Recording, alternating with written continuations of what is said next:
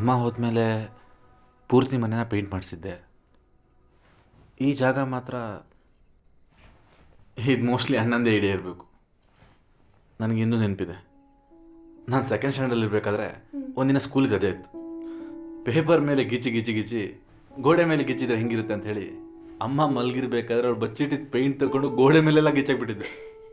ಅಮ್ಮ ಎದ್ದವಳು ನಾನು ಮಾಡಿದ್ದು ನೋಡಿ ಸರಿಯಾಗಿ ಬಾರಿಸಿದ್ಲು. ಆಮೇಲೆ ಅಣ್ಣ ಬಂದಮೇಲೆ ಸರಿಯಾಗಿ ಬೀಳುತ್ತೆ ಅಂತ ಹೆದರ್ಸಿದ್ಲು. ಆದರೆ ಅಣ್ಣ ಬಂದವರು ನಾನು ಮಾಡಿದ್ದು ನೋಡಿ ಈ ಜಾಗ ಖಾಲಿ ಬಿಟ್ಟಿದ್ಯಾ ಅಂತ ಕೇಳಿದ್ರು.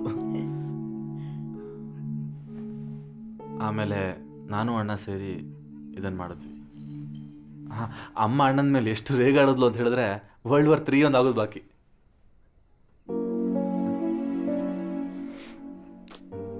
ಮರುವಿನ ರೋಗ ಅಣ್ಣನಿಗೆ ಬಂದಿದ್ರು, ಎಲ್ಲ ಮರ್ತಿರೋದು ನಾನು. ಸಣ್ಣ ಸಣ್ಣ ನೆನಪುಗಳು ಇದೇ ಥರ ಎಲ್ಲೋ ಮುಚ್ಚೋಗಿರುತ್ತೆ.